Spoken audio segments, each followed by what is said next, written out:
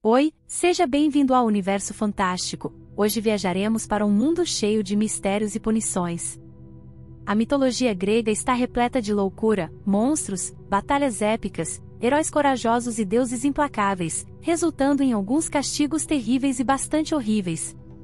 Ser rei na Grécia Antiga de forma alguma isentava alguém de punição. Na verdade, muitas dessas histórias envolveram reis que ultrapassaram seus limites e mostraram um pouco de arrogância demais, e o rei Ixion é um excelente exemplo disso. Quando Ixion se casou com sua esposa, prometeu dar ao sogro uma quantia substancial como presente, frequentemente conhecido como o preço da noiva. No entanto, uma vez casado, Ixion voltou atrás em sua palavra e recusou-se a pagar. Seu sogro, então, roubou alguns cavalos de Ixion para tentar acertar as contas. No entanto, Ixion não permitiria que seu sogro tivesse a palavra final. Ele planejou sua vingança convidando seu sogro para uma festa, mas quando o sogro chegou, Ixion empurrou em um buraco de brasas, assassinando um convidado na Grécia Antiga, o que era considerado um dos piores crimes que alguém poderia cometer. Como resultado, Ixion foi exilado pelos reis vizinhos, que se recusaram a absolvê-lo desse crime. Ele foi deixado vagando sozinho até que ficou louco. De todos aqueles que poderiam ter tido pena de Ixion, curiosamente, foi Zeus quem o convidou para um banquete com os deuses. No entanto, em vez de demonstrar gratidão, Ixion começou a desejar Hera, a esposa de Zeus. Zeus, agindo como qualquer marido amoroso faria, criou uma nuvem no formato de sua esposa e enganou Ixion para que a impregnasse. Vendo isso como traição, Zeus atingiu Ixion com um raio dos céus. Hermes então recebeu a ordem de amarrá-lo a uma roda ardente que giraria pelos céus eternamente. Outro rei convidado para jantar com os deuses foi o rei Tântalo, que também desconsiderou a hospitalidade que Zeus havia mostrado. Ele escolheu roubar ambrosia e néctar para levar de volta ao seu povo, além de compartilhar alguns dos segredos dos deuses. Como se isso não fosse ruim o suficiente, Tântalo continuou a testar os deuses ao convidá-los para uma festa própria. Ele queria saber se as histórias sobre os deuses eram verdadeiras, se eles podiam ouvir e ver tudo, ou, neste caso, se podiam perceber o que estavam comendo, o que era proibido.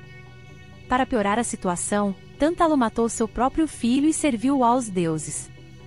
Esse plano foi em grande parte um fracasso, pois todos os deuses, exceto um, sabiam que algo estava errado com a refeição. Deméter, que ainda estava distraída e preocupada com o desaparecimento de sua filha, prestou pouca atenção e comeu o ombro do menino. Quando o verdadeiro conteúdo da refeição foi revelado, os deuses ficaram furiosos. Zeus ordenou que o destino trouxesse o menino de volta à vida, fervendo as partes do corpo cortadas e as reformando. Seu ombro perdido foi substituído por uma prótese de marfim feita por Hefesto. Zeus então voltou sua atenção para Tântalo, que certamente merecia qualquer punição que estivesse por vir. Ele foi colocado em uma piscina de água acima dele. Ele pendurou os galhos de uma árvore frutífera. Sempre que estendia a mão para pegar um pedaço de fruta, os galhos cresciam um pouco além de seu alcance. Sempre que se abaixava para tomar um copo de água, também recuavam fora de seu alcance. Tântalo recebeu o dom da imortalidade, mas, neste caso, foi uma maldição eterna. Ele sentia uma fome que nunca poderia ser satisfeita e uma sede que nunca poderia ser saciada. Era um lembrete constante dos perigos da tentação. A fome eterna é um castigo que vemos novamente com o rei Ericssixen por seus crimes contra a natureza. Erisexon ordenou que todas as árvores em um bosque fossem cortadas. O problema era que esse bosque era o sagrado bosque da deusa Deméter. O rei queria cortar a última árvore com suas próprias mãos, e ao fazê-lo, matou uma ninfa que, em seu último suspiro, amaldiçoou Deméter. Ao ouvir isso, Deméter convocou Limosines, o espírito da inanição e da fome insaciável, e o colocou no estômago de Erisexon, iniciando assim seu tormento. Ele sentia fome como nunca antes, e toda vez que comia, a fome só aumentava. Ele vendeu tudo o que possuía apenas para comprar mais comida, e mesmo assim não foi suficiente. Sem dinheiro e sem comida, o rei começou a devorar a si mesmo. Ao nascer do sol, não restava mais nada. Segredos revelados por reis aconteceram mais do que você imagina. O rei Sísifo revelou a localização de uma ninfa que estava sendo escondida de seu pai por Zeus. Como punição, Zeus ordenou a Thanatos que o acorrentasse no Tártaro. No entanto, o rei foi capaz de enganar Thanatos pedindo-lhe para demonstrar como suas correntes mágicas funcionavam. Sísifo prendeu Thanatos em suas próprias correntes e escapou de sua punição. Com Thanatos acorrentado e incapaz de desempenhar suas funções, ninguém na Terra poderia morrer, o que, para muitos, pode não ser um problema. Mas imagine se você fosse, por exemplo, o deus da guerra, e agora está preso em batalhas intermináveis onde nenhum lado pode vencer. Você pode ver como Ares reagiu excepcionalmente a isso. Ares encontrou Thanatos e o libertou de suas correntes, certificando-se de que Sísifo completasse sua viagem ao submundo. Uma vez lá, Sísifo foi condenado a empurrar uma pedra enorme subindo uma colina sem fim. Hades encantou uma pedra para rolar de volta ao fundo toda vez que Sísifo sentisse que estava chegando ao topo. No entanto, o verdadeiro castigo não era a tensão física em seu corpo. Sísifo se considerava um homem inteligente o suficiente para desafiar ou enganar os deuses. Eles o condenaram a uma eternidade dessa atividade mundana e inútil que só o levava à frustração, tornando-se enlouquecedor. Com o tempo, ele perdeu a coisa que mais valorizava, sua mente. O último rei da lista é o rei Minos, que definitivamente sofreu uma das punições mais peculiares. Quando Minos reivindicou o trono que havia orado a Poseidon para mostrar que era o legítimo rei de Creta, Poseidon enviou um touro branco do oceano como sinal de gratidão. Minos costumava sacrificar o touro em nome de Poseidon. No entanto, ele se apegou muito ao touro e, quando chegou a hora, sacrificou outro em seu lugar.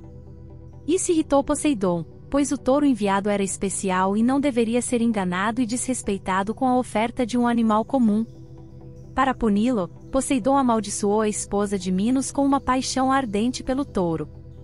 Ficou tão ruim que ela pediu ao inventor Dédalo que criasse uma vaca de madeira para que ela pudesse se esconder dentro e acasalar com o touro.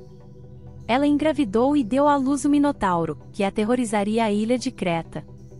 Essa é uma punição bastante comum na mitologia grega, a transfiguração ou metamorfose, onde alguém é transformado em algo mais, geralmente um animal ou algo grotesco. Outros exemplos incluem a história de Medusa, que foi transformada em um monstro cabeça de cobra por Atena como punição por profanar seu templo. A história de Aracné, uma tecelã talentosa que foi transformada em uma aranha após uma competição com Atena. Atena defendeu o nome de seu pai espancando e envergonhando Aracné até que ninguém quisesse comprar suas tapeçarias novamente. Aracné escolheu tirar sua própria vida, e Atena a transformou em uma aranha para que ela pudesse continuar criando suas tapeçarias em forma de teia de aranha. Há também a história de Lamia, uma rainha líbia que se apaixonou por Zeus e foi transformada em um monstro por Hera. Na versão alternativa, Zeus a transformou para que ela pudesse buscar vingança contra aqueles que a exilaram e tiraram sua coroa. Existem muitos exemplos de transfiguração e metamorfose na mitologia grega, cada um com sua própria perspectiva sobre se foi uma punição ou um presente. Qual você acha que foi a pior punição? Há muitos outros exemplos que não discutimos, então se você acha que algum deles merece menção, por favor, compartilhe na seção de comentários. Seja muito bem-vindo ao Universo Fantástico, inscreva-se, ative o sininho, curte e compartilha. Muito obrigado por nos assistir.